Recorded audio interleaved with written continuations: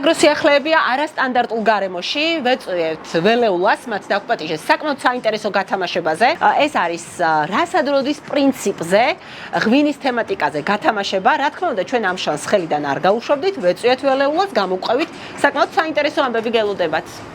გამარჯობა სალომე, მადლობა მოწვევისთვის. პირიქით, მადლობა მოგბრძანებისთვის. და იმედია საინტერესო საღამო გველოდება, თუმცა სანამ საღამო დაიწყება, გათამაშებას გულისხმობ, აუცილებლად უნდა ჩავწერო ინტერვიუ, დრო მინდა მოვიგო, ამიტომ გვიმას პინძლეთ.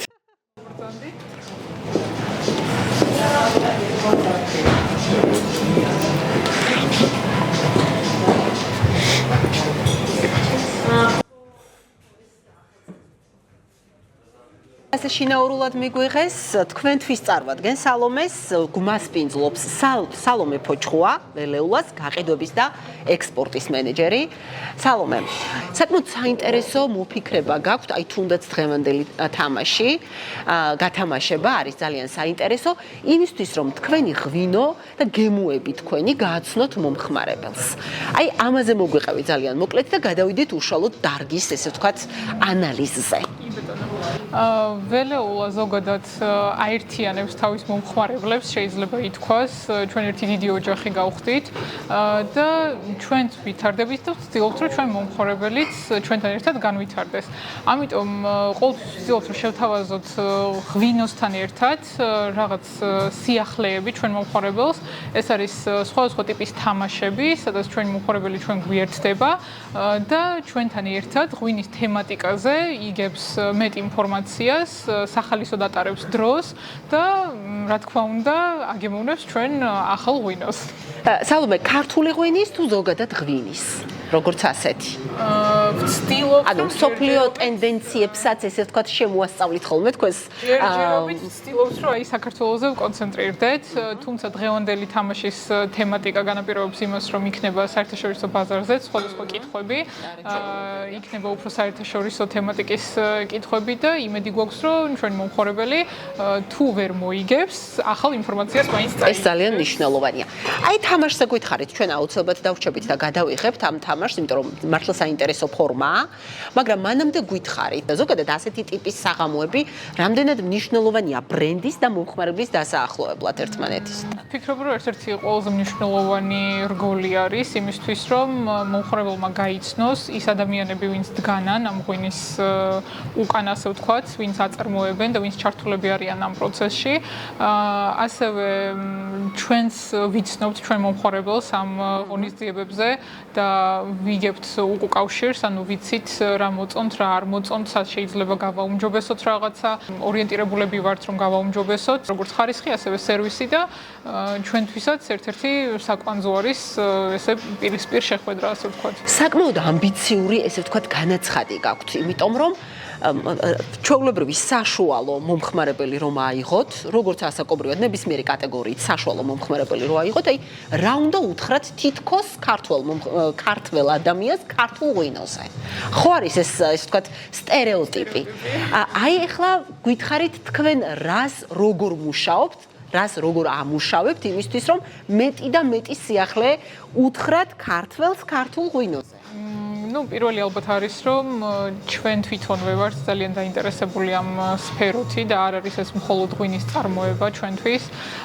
ეს არის გარკვეულწილად ცხოვრების წესი და ჩვენც მუდმივად ვეძებთ სხვადასხვა კურსებს, ლექციებს და ასე შემდეგ და გაგიკვირდებათ, ანუ ადამიანები ზოგადად ფიქრობენ, რომ ქართულ ღვინოზე ყველაფერი იციან, მაგრამ როგორც კი იწყებთ ჩაძიებას ამ სფეროში და ამ თემატიკაში, ძალიან ბევრი სიახლე არის, ეს სფერო მუდმივად ვითარდება და რა თქმა უნდა საქართველოშიც ეს მუდმივად განვითარებად პროცესში არის და ჩვენ ვცდილობთ, რომ ის ცოდნა, რასაც ჩვენ ვიღებთ, გადავცეთ ჩვენ მომხმარებელსაც, რომ ზოგადად გავზარდოთ მომხმარებელი, ის უფრო კრიტიკული გავხადოთ ღვინის მიმართ, იმიტომ რომ სწორედ მომხმარებლის კრიტიკა იწვევს მერე ხარისხის ზრდას ზოგადად ბაზარზე, არა მხოლოდ ჩვენ კომპანიაში.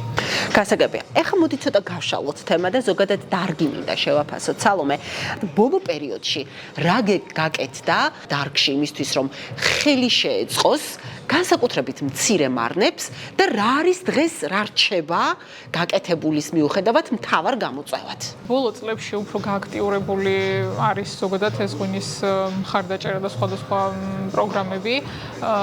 რაც შეეხება უშუალოდ მცირე მარნების მხარდაჭერას, ძალიან კარგი იქნება ზოგადად, რომ როდესაც ჩამოყავთ უცხოელი ინვესტორები და სხვადასხვა იმპორტიორები ამ დეგუსტაციებზე და შეხვედრებზე გააცნონ არა მხოლოდ უკვე ჩამოყალიბებული კომპანიების ღვინო, არამედ მცირე მარნების ღვინოც, იმისთვის რომ მარნებაც მიიღონ უკავშირი და იცოდნენ პირობითად რა ნაკლი აქვთ და რისი გამოსწორება შეუძლიათ და ასევე თვითონ იმპორტორებმაც გაიცნონ, რომ არიან მცირე მწარმოებლები, რომლებიც აწარმოებენ ხარისხიან ღვინოს. რაც შეეხება ზოგადად ბაზრისთვის, ასე ვთქვათ, მარკეტინგი, რაც გაკეთდა ამ ბოლო წლებში, არის რომ აქტიურად ეწევიან ქართული ღვინის პოპულარიზაციას დასავლეთის და აღმოსავლეთის ქვეყნებში, ანუ ეს გამოიხატება იმაში, რომ ტარდება ძალიან ბევრი გამოფენა, არის სხვადასხვა დეგუსტაციები, სადაც იწვევენ სხვადასხვა კომპანიებს და მაქსიმალურად ცდილობენ, რომ იმ ბაზარზე, სადაც ქართული ღვინო ჯერ მომხმარებელმა არ იცის, გაიცნოს, იცოდეს, რომ არსებობს ქვევრი და არსებობს ქართული ღვინო და არსებობს განსხვავებული, ასე ვთქვათ, კლასიკური ღვინოების, რომელიც საქართველოში არის ნაწარმოები და ამ კუთხით გარკვეულწილად წარმატება მიღწეული არის. თუმცა გლობალურად ეს ჯერჯერობით პრობლემა არის, იმიტომ რომ ჩვენ ახლები ვართ ამ გლობალური ბაზრისთვის და კვლავ ბევრმა არ იცის, გასინჯული არ აქვს და ჩვენ არ ვართ ესე მასიურად შესულები სხვა ბაზრებზე, რომ მაგალითად ყველა მაღაზიაში იყოს ხელმისაწვდომი ქართული ღვინო და ამიტომ ზრდის საშუალება და პოტენციალი, ასე ვთქვათ, გვაქვს. ქვევრი, ეს ფენომენი რო აგვიხსნათ, რას ნიშნავს ველეულასთვის, ჩვენი ქვეყნისთვის, საქართველოსთვის და უცხოელი ტურისტისთვის? ქვევრის ღვინო ზოგადად საქართველოსთან ასოცირდება და ქართულ ღვინოსთან. ველეულას ამჟამად მხოლოდ კლასიკური მეთოდით დამზადებული ღვინოები აქვს, თუმცა იგეგმება, რომ მომავალში ახალი ექსპერიმენტებიც გვექნება და რა თქმა უნდა, ქვევრთანაც გვექნება გარკვეული რაღაც პოზიციები დაკავშირებული. ტურისტისთვის ალბათ ისევ საქართველოს ერთ-ერთი სიმბოლო არის ქვევრი და სადაც საზღვარგარეთ ალბათ თუ წახვალთ და ადამიანს კითხავთ ამ Amber Wines რასაც ეძახიან, ყველა რა თქმა უნდა იცის, რომ ეს არის ქვევრი და ეს არის ქართული ღვინო. გლობალური ბაზრები ახსენე სალომე და ამ ხრივაც მაქვს კითხვა ქართული ღვინო და რუსეთის ბაზარი. აი ეს ავადსახსენებელი თუ პირიქით, იმიტომ რომ არიან სექტორის წარმომადგენლები, რომლებსაც სულაც არ თვლიან, რომ ისინი ესე რომ ავადსახსენებელია რუსული ბაზარი. ზოგადად რუსეთის ბაზარი არის საკმაოდ დიდი და მისი ერთ-ერთი დადებითი მხარე არის, რომ იქ ბევრმა იცის ქართული ღვინის შესახებ და აქ შეიძლება გავაერთიანოთ ზოგადად DST-ს ქვეყნები, იმიტომ რომ ზოგადად ამ ბაზარზე ქართული ღვინო მომხმარებელმა უფრო კარგად იცის დასახელებები, იცის რას ელოდოს, როდესაც რაღაცა ღვინოს ყიდულობს, ასე ვთქვათ, უკვე რაღაცა ჩამოყალიბებული მოლოდინი აქვს. მაგრამ ამჟამად ალბათ ყველას მიზანი არის, რომ ამ ბაზრების დივერსიფიცირება მოვახდინოთ და არ ვიყოთ დამოკიდებული მხოლოდ ერთ რომელიმე ბაზარზე. და დღეს როგორ ვართ? მხოლოდ ველეულაზე არ ვამბობ, ხო ხდები სექტორს რო გადახედო? აი სექტორს იქიდან გამომდინარე, რაც მე ვიცი, ძირითადად დიდი კომპანიებიც უკვე ცდილობენ ამ ბაზრის დივერსიფიცირებას და ცდილობენ, რომ რაღაცა პროცენტი იქ შეინარჩუნონ, ასე ვთქვათ, გაყიდვების, მაგრამ არ იყვნენ მთლიანად დამოკიდებულები ამ ბაზარზე, იმიტომ რომ ყველა ხვდება, რომ ძალიან ცვალებად პირობებში ვართ და არასტაბილური პარტნიორია ეს ქვეყანა, ყველა გაგებით. კი ბატონო, არასტაბილურ მდგომარეობაში ვართ და ჯერჯერობით ვფიქრობ, რომ არ არის მიზანშეწონილი კურსის შეცვლა. კი ბატონო და მეტი რო გითხრათ აი ქართული ღვინის გასაჭირზე. წეგან ვახსენე ვენახიდან დაწყებული, ანუ წარმოებიდან, მერე უკვე გადამუშავების რგოლში, მარნებში, ქარხნებში რა ხდება, ესე ვთქვათ და აი ჩვენს ჭიქაში სანამ მოვა, მადლობა სხვათა შორის გამასპინძლებისთვის, აქამდე, ანუ ქართული ღვინის გასაჭირი სად რომელ რგოლში რა არის? რომელია ყველაზე სუსტი, ესეც შეიძლება ამანაც გაგიადვილოთ უფრო პასუხი. ზოგადად აი ღვინის წარმოება არის ძალიან ბევრ ცვლადზე დამოკიდებული. და ძალიან არაპროგნოზირებადიც არის ბევრი ფაქტორი ღვინის წარმოებაში, იმიტომ რომ ვართ დამოკიდებულები ამინდზე, გარემოს პირობებზე, წლიდან წლამდე შენ ვერ განსაზღვრავ როგორი მოსავალი იქნება და ასე შემდეგ, ამიტომ ზოგადად ყველა ეტაპზე შეიძლება ითქვას, რომ საჭირო არის მხარდაჭერა, მაქსიმალურად ყურადღება და ჩართულობა, როგორც ჩვენი ასევე დაინტერესებული პირების, იქნება ეს ჩვენი პარტნიორი თუ მომხმარებელი და ასე შემდეგ და შეიძლება ითქვას, რომ ყველა ეტაპი არის საფრთხილო, იმიტომ რომ ყველა კომპანიას აქვს რაღაც თავისი სუსტი რგოლი, ალბათ წარმოებაში. ჩვენ ჯერჯერობით ესე გამოკვეთილად ვერ ვიტყვით, რომ რომელიმეში აი რაღაც პრობლემური გვაქვს, ასე ვთქვათ, მაგრამ ვიცით, რომ ოდნავ აი ყურადღებას თუ აღარ მივაქცევთ, შეიძლება ამან სერიოზული ჩავარდნა გამოიწვიოს. მხარდაჭერა ალბათ მცირე მარნებისთვის მნიშვნელოვანია ყველა ეტაპზე, დაწყებული ვენახის მოვლიდან და დამთავრებული რეალიზაციაზე გასვლით უკვე და დღესდღეობით, ალბათ არ გვაქვს ისეთი ცუდი მდგომარეობა თუ დავაკვირდებით იმ კომპანიების რაოდენობას, რომელიც აწარმოებს ღვინოს. შეიძლება ითქვას, რომ მაინც კარგი სტაბილური ტემპით მივდივართ. აი მაინც ცოტა მეტი რო ვთქვათ, აი მაგალითად წარმოების დონეზე, სალომე, აქ რა არის ყველაზე დიდი გამოწვევა? ხარისხი, აი უფრო ბიო კომპონენტის ნაკლებობა, აი მაინც რა თქვენი დაკვირვებით რას გამოყოფთ? ალბათ ყველაზე რთული არის ხარისხთან ერთად დაბალი ფასის შენარჩუნება. იმიტომ რომ მაღალი ხარისხი მაინც გარკვეულ ხარჯებთან არის დაკავშირებული და თუ ჩვენ ვამბობთ გლობალურ ბაზარზე, საკმაოდ ისეთი ძლიერი კონკურენტები გვყავს, ასე ვთქვათ, და ჩვენ ამ გლობალურ ბაზარზე ვართ ახლები. ჩვენ არ ვართ რაღაცა ისეთი ქვეყანა, რომელსაც კი ჩვენ გვაქვს ძალიან დიდხნიანი ღვინის ისტორია, მაგრამ გლობალური ბაზრისთვის ჩვენ ახლები ვართ. ამიტომ ისეთ ქვეყნებთან კონკურირება, რომელსაც უკვე ჩამოყალიბებული აქვს ეს როგორც ბიზნესი და რეპუტაცია აქვს შექმნილი, საკმაოდ რთულია. ამიტომ ალბათ ერთ-ერთი ყველაზე მნიშვნელოვანი გამოწვევა არის, რომ ხარისხთან ერთად შევინარჩუნოთ ფასის დაჭერა, ისე ვთქვათ. აი აქ როგორ ხედავთ ტექნოლოგიების როლს, იმიტომ რომ მოგეხსენებათ საქართველოში მაინც განსაკუთრებით ქვედა, პირველ რგოლში, წარმოების რგოლში ხელით მუშაობაა ჯერ კიდე ძალიან, ისე ვთქვათ, ძირითადი ამბავი. მაშინ როცა სხვა ქვეყნები, განვითარებული ქვეყნები ტექნოლოგიებზე არიან გადასული ჭკვიან ტექნოლოგიებზე. აი აქ როგორ ხედავთ, სად ვართ ჩვენ ახლა? ხო, წარმოების ზომაზე არის ალბათ ეს უფრო დამოკიდებული, რა თქმა უნდა, რაც უფრო დიდია წარმოება, მით უფრო მექანიზირებულია, ასე ვთქვათ, და კახეთში საკმაოდ ბევრ კომპანიას აქვს ეს დახვეწილი და საკმაოდ კარგად არიან აწყობილები, უბრალოდ თუ ვამბობთ ისევ საშუალო და მცირე მარნებზე და მცირე წარმოებებზე, ამ შემთხვევაში მეტი ხარჯია? ამას ამბობთ? მეტი ხარჯი არ არის, მაგრამ ამასაც ძვირი სიამოვნება. ამასაც თავისი ფასი აქვს, მოდი ვთქვათ, და თუ შევადარებთ მაგალითად საზღვარგარეთ იგივე ზომის წარმოებებს, შეიძლება ითქვას, რომ ამ ეტაპზე ჩვენ ერთ დონეზე ვართ, იმიტომ რომ იქაც საშუალო წარმოებებს ხშირად უფრო უფასდებათ ეს თანხმობრივათაც, მომხმარებელი უფრო მზად არის, რომ გადაიხადოს მეტი იმ ღვინოში, თუ იცის, რომ ეს არის ხელით დამუშავებული და ადამიანი იყო ჩართული მთლიანად ამ პროცესში. ამ შემთხვევაში ალბათ უფრო ზომა განაპირობებს და არა რაღაცა განვითარებულობის დონე, შეიძლება ესე ითქვას. აქ ამ საინტერესო ინტერვიუს დროებით შევწყვეტ და მოგიყვებით ვიქტორინაზე, რომელიც როგორც მოსალოდნელი იყო, სახალისო და ინფორმაციულად დატვირთული აღმოჩნდა. ღვინის თემატიკაზე თამაშში მონაწილე სტუმრებს დაუსვეს მომხმარებლებისგან საგანგებოდ გამოგზავნილი 12 კითხვა. კითხვების უმეტესობა მოთამაშეებმა გამოიცნეს.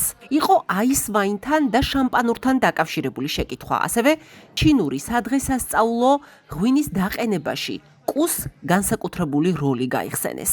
პორტვეინის როგორც პორტის ღვინის ისტორიის გახსენებაც მოუწიათ. მონაწილეებმა იმსჯელეს იმაზეც, თავსახურის გარდა კიდევ რა ფუნქციას ატარებდა ბოთლის საცობი, რომელი ფუნქციაც დღეს ნაწილობრივ ეტიკეტს აქვს ჩანაცვლებული.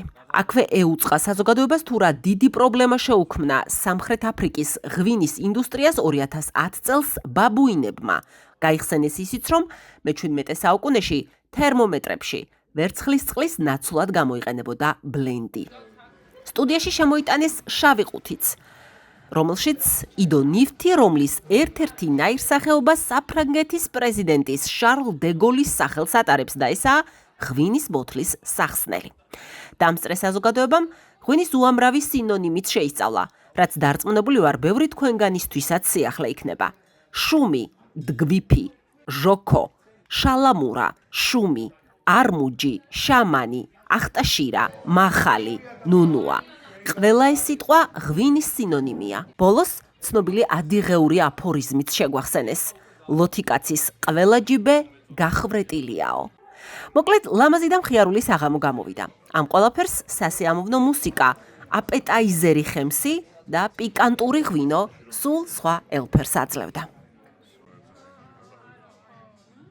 ძალიან საინტერესო იყო, როგორც თვითონ ინტელექტუალური თამაში, ასე ვთქვათ. ყველა ფერი რაც ინტელექტუალურ აზროვნებასთან არის მოკლედ დაკავშირებული, ძალიან საინტერესოა. მეორე მხრივ იყო ასევე სახალისო, ძალიან სახალისოც იყო და ასევე დავამატები, რა თქმა უნდა, აუცილებლად, რომ რაც არ უნდა გასაოცარი იყოს, მიუხედავად იმისა, რომ ღვინის სამშობლო ვართ და ერთ-ერთ ღვინის ქვეყანადაც ვითვლებით, შედარებით პრობლემა გვაქვს ღვინის მხრივ განათლებაში. ჩემი აზრით, ესეთი აქტივობები სავარაუდოდ შეუწყობს ხელს, რომ ღვინის მხრივ ღვინოსთან დაკავშირებით მეტი ინფორმაცია გქონდეს ქართული მომხმარებელს, ქართულ ადამიანს ზოგადად. მინდა რომ გაუმარჯოს აზროვნებას და გონებას, რომელიც კაცობრიობას აძლევს პროგრესს და განვითარებას. გააკეთეს დღევანდელი ღონისძიება, მოაწყეს ეს საღამო და მისცეს შესაძლებლობა ღვინის თემატიკით დაინტერესებულ საზოგადოებას ერთმანეთს შეხვედროდა და მიიღო განტვირთვა აი ამ თამაშისგან და მე მგონი ძალიან სასიამოვნო ჩაიარა. ხიარულებაც იყო ამავე დროს ყველაფერთან ერთად და რა ვიცი, ჭიქაღვინოსთან ერთად კითხვების გამოცნობა, რა ვიცი, ძალიან სასიამოვნო პროცესი იყო და მით უმეტეს ჭიქაღვინო აზროვნებას ასტიმულირებს. გეთანხმებით ნამდვილად. დამაჯერებლად მოიგო დღეს მოაზროვნეთა გუნდმა და აი ღვინოს უხდება სადღეგრძელო და გითხარით სადღეგრძელო. ქართულ ღვინოს 8000 წელია ჩვენს გვერდით არის, ჩვენს ყოფაში არის და რა უნდა უსურვო, მხოლოდ და მხოლოდ პოპულარიზაცია და პოპულარიზაცია მთელ მსოფლიოში, თუმცა ჩვენ ღვინოს უკვე პოპულარიზაცია და მეწმუნეთ არაკლია მთელ მსოფლიოში. გაიხარეთ. სახალისო ვიქტორინის დასასრულს მონაწილეები ბოთლი ღვინით დასაჩუქრდნენ. ჩვენ კი მანამდე დაწყებული ინტერვიუ გავაგრძელეთ.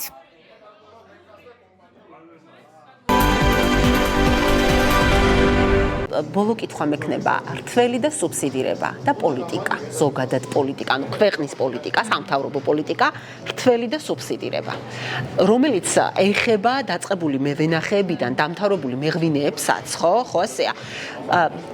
თქვენ როგორც სექტორის წარმომადგენელი როგორ ხედავთ ამას? ექსპერტების აზრი გეცოდინებათ, უმეტესობა, ყველა არა, მაგრამ უმეტესობა ამბობს, რომ ეს დარგი ზოგადად სოფლის მეურნეობა და ესეც, რომელიც ერთ-ერთი წამყვანია ქართულ ეკონომიკაში, ხო? სუბსიდიის გარეშე ვერ იარსებებს, მაგრამ არსებობს არც თუ ისე მცირე ექსპერტების ნაწილი, რომელიც ამბობს, რომ მართალია ვერ იარსებებს, მაგრამ სულ ასეც არ უნდა გაგრძელდეს, იმიტომ რომ ეს ცოტა ბრჭყალებში ვიტყვი აზარმაცებს და აჩვევს დამოკიდებულს ხდის ამ ამბავზე. აი თქვენ სათხედავთ იმ ოქროს შუალედს, რაც უნდა იყოს წესით ხელშეწყობასა და სტიმულირებას შორის, ხო? ანუ ხელშეწყობა უნდა იყოს მასტიმულირებელი, რომ რაღაცა პერიოდის მერე ის ჩაგეხსნას სუბსიდიიდან, ხომ ასეა?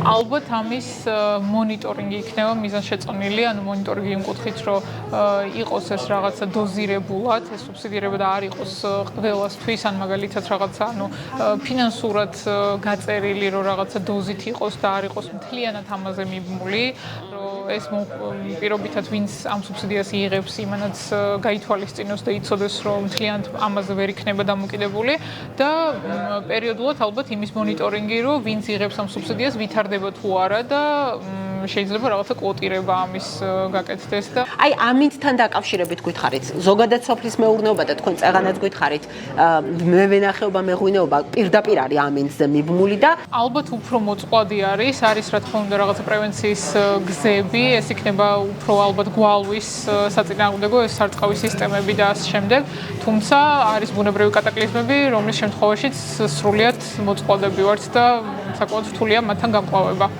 ნახეთ უდანაკარგო წარმოება და ნარჩენების მართვა. აი ამ მიმართულებებით მაინტერესებს ცოტა დამანახო უფრო მეტად სურათი. ალბათ შეიძლება იმის თქმა, რომ ღვინო ერთ-ერთი ყველაზე ეკომეგობრული სფერო არის ამ კუთხით. თუნდაც იმით, რომ შეგვიძლია ეს დურდო ჩავაბრუნოთ ვენახში და ეს არის აბსოლუტურად რეციკლირებადი რესურსი. ასევე იმის თქმით, რომ ღვინოში ძირითადად გამოიყენება შუშა, რომელიც ასევე გადამუშავებადი პროდუქტი არის და შეგვიძლია აბსოლუტურად ეს ბოლომდე გადავამუშაოთ და მოვიხმაროთ. თუმცა ამ სფეროშიც რა თქმა უნდა ზრდის პოტენციალი არის და შეიძლება კიდევ უფრო ენერგოეფექტურები გავხდეთ. ამ ეტაპზე ვცდილობთ რომ უბრალოდ ამ რეციკლირებას მივყვეთ ჯერჯერობით და შემდგომ ეტაპზე ალბათ უკვე ეკომეგობრულობაზეც გადავალთ შემდეგ ეტაპზე. ახლა მინდა მომხმარებელს მივცეთ პატარა რჩევა, აი ჩემს მაგალითზე რომ მასწავლოთ, როგორ უნდა დავაგემოვნო ღვინო სწორად იმისთვის, რომ ბოლომდე გავხსნა გემო და მივხვდე მოკლედ რამდენად კარგ ღვინოს ვსვამ, როგორ ვიცნო. მოდი ჯერ დალევამდე ფერით თუ არის შესაძლებელი ვიცნო ღვინო? ალბათ ყველაზე მნიშვნელოვანი, ახლა აქ ძალიან ბევრი დეტალი არის, რომ ვისაუბროთ, უბრალოდ ყველაზე მნიშვნელოვანი.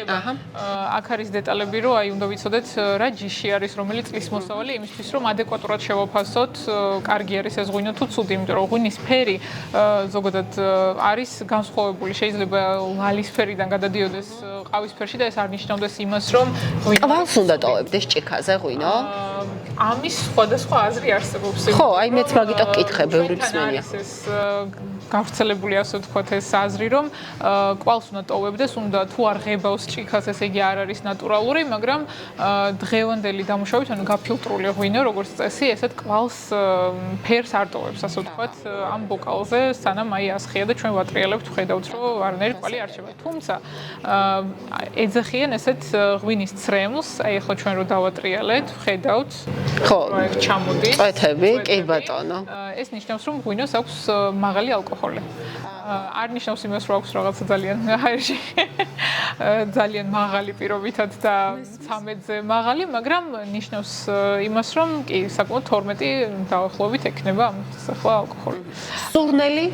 სურნელზე რა თქმა უნდა სანამ დავაგემოვნებთ. რამდენად მძაფრი უნდა კონდეს? აქაც სხვადასხვაობა აზრის. აღინიშნოს, რომ ჩვენთან არ არის ამის კულტურა, მაგრამ ყველა ღვინოს, ტიპის მიხედვით მაინც ჭირდება განსხვავებული ჭიქა.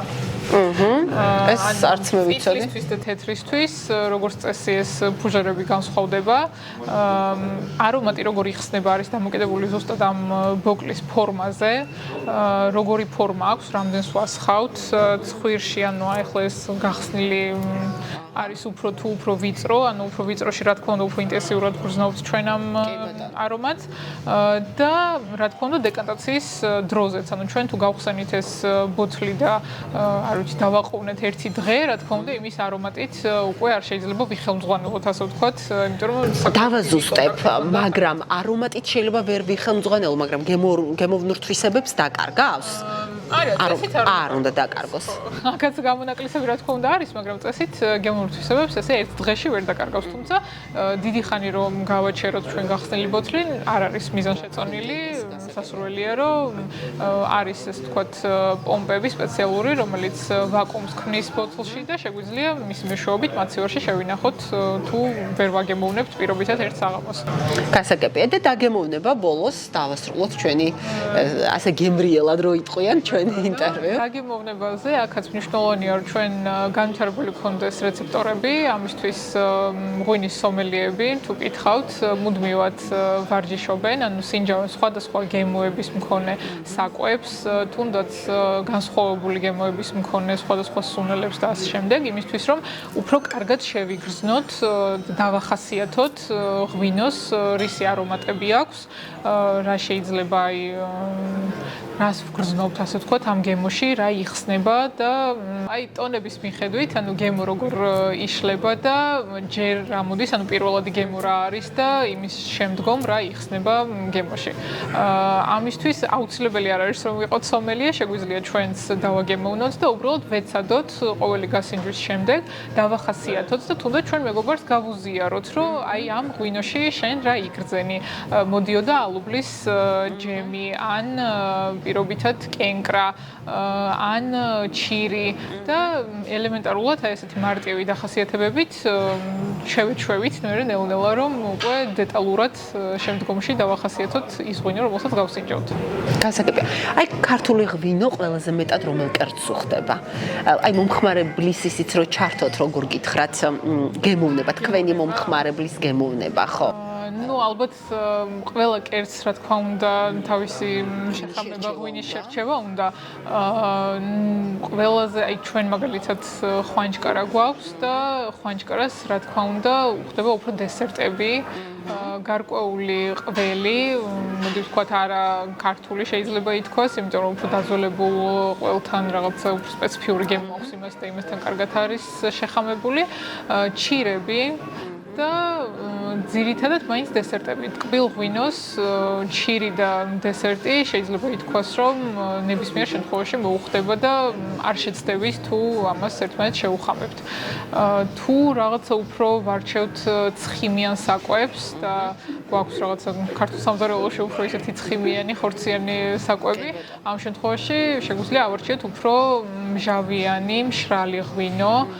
ეს შეიძლება იყოს ოცხანური საფერე წითლის შემთხვევაში ან თუ თეთრს ვარჩევთ ცოლიკაური, მშვენივრად მოუხდება უფრო ცხიმიან და ესეთ მსუყე საკვებს.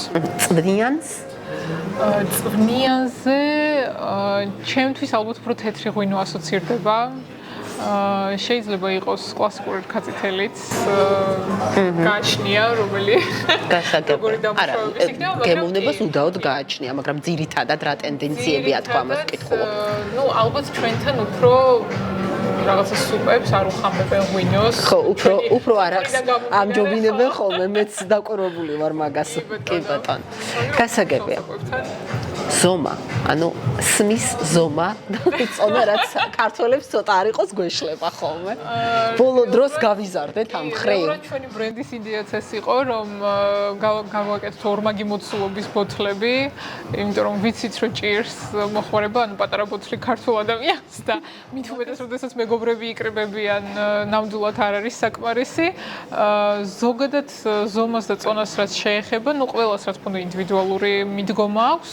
ჭიქაში დასხმაზე თუ ვამბობთ, ახლა ჩვენ როგორც გვესხია, ეს არის ალბათ ძალიან კარგი რაოდენობა ერთი ჭიქისთვის და შემდგომში უკვე ვის რამდენიც მოესურვება შეუძლია რომ დაიმატოს. თუმცა რა თქმა უნდა ჩვენ არ ვართ მომხრე რომ ადამიანმა ზედოზირებით მიიღოს ღვინის სასურველია, მაინც რომ გავაგემოვნოთ, შეგვეძლოს დახასიათება ამ ღვინის და სიამოვნება მივიღოთ პროცესისგან. ხო, ყოველ შემთხვევაში ღვინის მოყვარული საზოგადოება რაოდენობაში არ უნდა ხედავდეს, ესე ვთქვათ, სიამოვნებას, ხო ასეა? თორემ ყანცაც აქვს თავისი დანიშნულება, უბრალოდ ყანწების ტრიალსაც უნდა ჰქონდეს ალბათ საზღვარი. დაგემშვიდობებით, დიდი მადლობა. წარმატებებს გისურვებთ და ჩვენს ღვინოს ცნობადობის გაზრდას და წარმოებელ ადამიანებს, გლეხებს, ფერმერებს, ასევე კომპანიებს ბევრ შემოსავალს. კარგ საქმეს აკეთებთ. დაგემშვიდობებით. ეს იყო აგროსიახლეები, დაგემშვიდობებით. ერთი კვირით შემდეგ გადაცემაში სხვა სექტორზე საინტერესო თემებით დაგებრუნდებით. დაგველოდით.